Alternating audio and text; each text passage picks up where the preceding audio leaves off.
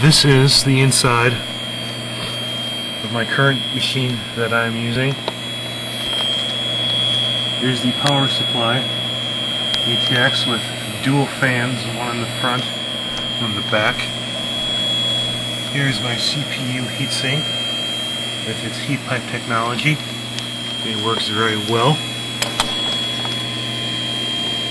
The video card that you see here is my video card. It's an ATI Radeon 9000 with the video out. Just below that, the card that I'm away here. The card you see here, that is my FireWire card for hooking up mini DV cameras. The card that you see right here is my ATI video capture card, and it's actually capturing this video right now in real time, so you're actually seeing it at work. And then below here is my Sound Blaster PCI 512 sound card, which I have. Two hard drives. One is an 80 gig, the other one's a 120, and DVD and CD hard drives. This is the inside of the Packard Bell computer here. You can see the mess of cables that I have. Here's the original 486 SX chip. I have an AMD overdrive chip installed in there. Am I still going? I'm running through a patch cord here, so I have limited range of mobility. That is System Cache, which is the very last thing that I installed. This board originally did not have a cache on it. 16 megs of system RAM right there. This is my 3Com network card sitting on the very top. The next one here is the multi-IO card, which has IDE, upgraded serial and parallel ports. Below that is the Reveal sound card, and underneath that is a Diamond Speedstar 24X video card. And way under here is a lot of the original hardware that a lot of this hardware replaces. For instance, the chip that you see behind the blue jumper there, that's the original Oak VGA card. And right next to it there, right in the center of the screen, that's the original 512K of video RAM. And that thing was slow as hell.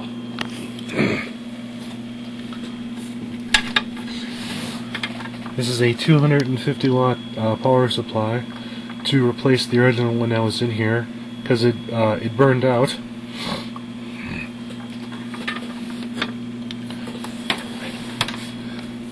I had to modify the case to accept the new power switch, because the original power switch was located way back here in the power supply, and there was like a little plastic arm that came under here that went into here to push the switch.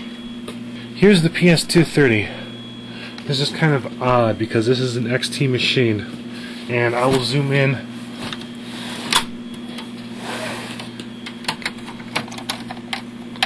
I'll pull this bar out of the way, this little support beam out of the way here, and I will zoom in and get the money shot for you guys out there. I will zoom in here, and you'll see. Come on.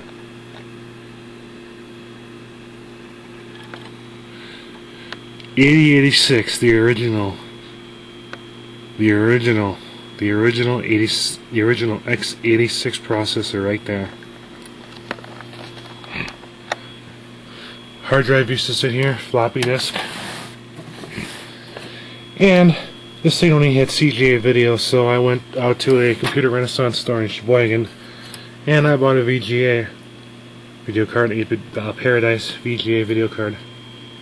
Here is the second to last incarnation that I've had. This is the Dell 4300, Dell Dimensions 4300 in its OEM configuration. There's a network card, ATI video card with only 16 megs of RAM, AGP. I left some more RAM in it. It's got 384 in it now. Used to have 512. Dell has these really goofy case designs where they just kind of swing it open. There's sort of a hinge down here, and it just goes blink, and it swings open. And here's the CPU fan, giant CPU fan, and the shroud that covers it. And if you just pull it up like this, there's the actual CPU heatsink. Pentium 4 Willamette. And here is the power supply. The Dell OEM power supply. I'll zoom in on that. You'll see